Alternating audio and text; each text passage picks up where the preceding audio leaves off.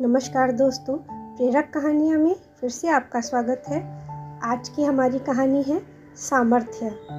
सौम्या का जीवन जैसे बोझिल बन चुका था। 7 साल पहले अमर के साथ शादी करके आई थी इस घर में, तो कितनी उत्साहित थी। न जाने कितने ही सपने संजोए थे उसने अपने खुशहाल वैवाहिक जीवन को लेकर। पति के साथ घूमने जाऊंगी, अपनी पसंद से घर सजाऊंगी, सबके साथ मिलजुल कर रहूंगी वगैरह वगैरह। परंतु ससुराल आने के महीने भर बाद से ही सारे सपनों पर पानी फिर गया। अमर ने फ़ोन पर भावी जीवन की बड़ी बड़ी बातें की थी, सब मिथ्या साबित हुई। ना कहीं घुमाने ले गया, ना ही घर अपने अनुरूप सजा पाई। सब कुछ अमर के निर्देशानुसार चलता था। उसके पास अपना कहने को कुछ नहीं था, सिवाय मायके से लाए सामान के। घर के काम से खाली होती तो कुछ न कुछ पढ़ने बैठ जाती, क्योंकि उसे पढ़ने का शौक़ था। और सिर्फ पढ़ने का ही नहीं, वरन लिखने का भी शौक़ था। शादी से पहले उसकी लेख कहानियाँ पत्रिकाओं में छपती रहती थीं। नए नए व्यंजन बनाने और पेंटिंग बनाने में भी रुचि थी उसकी। मम्मी से सीखकर बनाया करती थी, तब उसको कितना प्रोत्साहन मिलता था।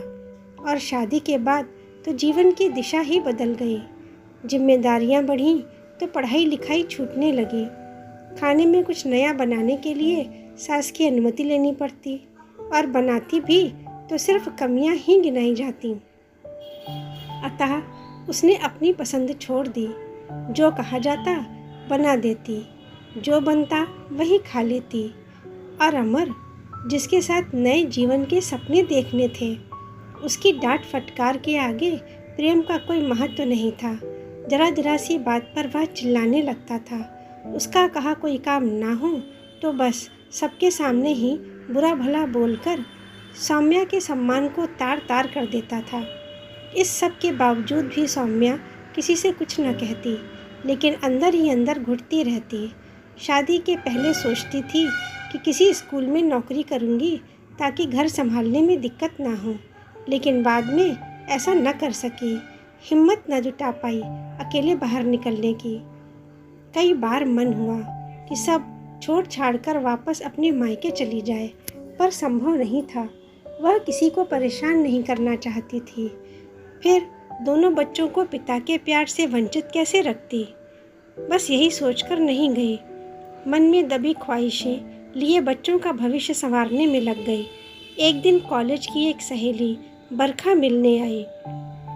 छुट्टी थी तो सब घर पर ही थे।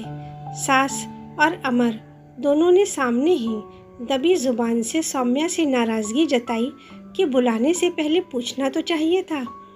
सौम्या चुप रही, लेकिन बरखा थोड़ी ही देर में घर का माहौल और उन लोगों का व्यवहार समझ गई। उसे अकेले पाते ही बरखा ने आश्चर्य से पूछा, कैसे सहन करती हो ये सब? सौम्या मुस्कुराई और बोली, छोड़ इन बातों को, चल मूवी देखने चलेगी। बहुत दिन हुए कोई मूवी नहीं देखी। क्या? बरखा चौंक पड़ी। इसका मतलब अमर का व्यवहार भी तेरे प्रति? धीरे धीरे बोल, किसी ने सुन लिया तो शामत आ जाएगी। सौम्या उसे चुप कराते हुए बोली, ठीक है, कल मूवी देखने चलते हैं, पर तुम कैसे निकल पाओगी? वो मैं मैनेज कर लूँगी, तुम टिकट बुक करके बता देना बस, सौम्या ने खुश होकर कहा। बरखा के जाने के बाद सौम्या ने अगले दिन अपनी मम्मी के पास जाने का प्लान बना लिया, ताकि आराम से मूवी देखने जा सके। सुबह का शो देखकर दोनों पास के मार्केट में चली गईं। वहीं चाट की एक दुकान देख बरखा रुक गई। 2 प्लेट टिकिया बनाने को कह वह पानी पूरी खाने के लिए आगे बढ़ी। सौम्या को विचार मग्न देख पूछा, क्या हुआ? सौम्या ने लंबी आह भरकर कहा, पुराने दिन याद आ गए, जब कोई रोक टोक नहीं थी। सच में शादी के बाद लड़कियों का जीवन कितना बदल जाता है।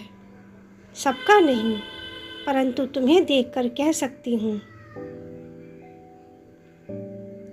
तुम्हारा तो पूरा व्यक्तित्व ही बदला नजर आ रहा है। कहाँ वह हंसती बोलती खुश मिजाज सौम्या, और कहाँ ये शांत, गंभीर, मुरझाई सी। सच बता, तू खुश है ससुराल में? बरखा ने सपाट शब्दों में पूछा। सौम्या सकुचा कर बोली, खुश या नाखुश होने का मुझे नहीं पता, पर रहना इसी घर में है तो जैसा है उसी में संतुष्ट हूँ।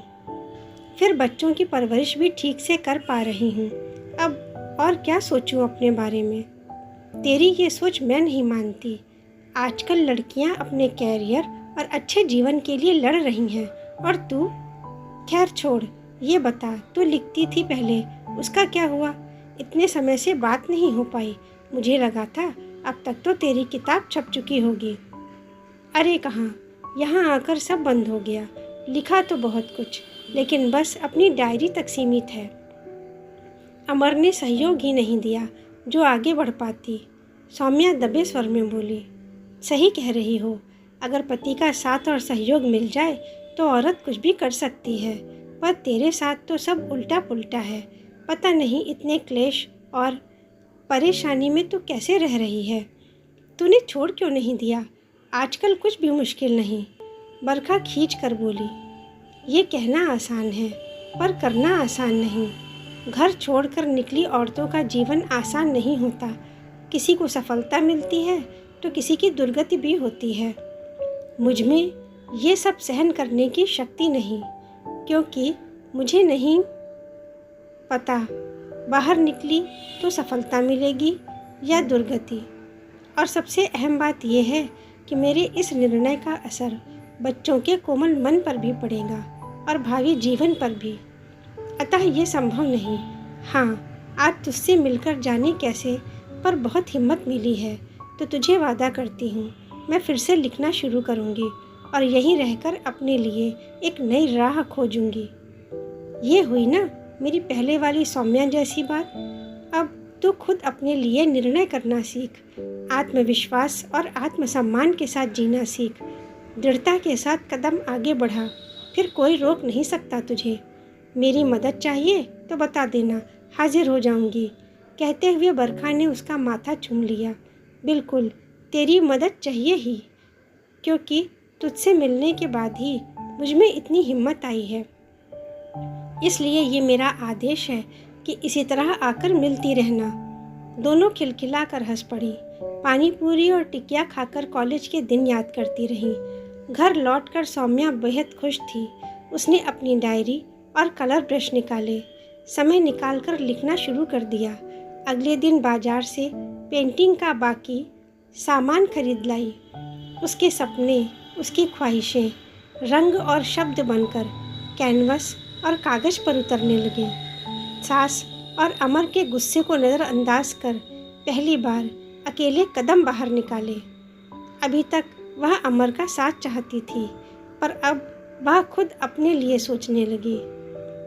वो दोनों उसकी हिम्मत देखकर दंग थे और खिसियाए भी।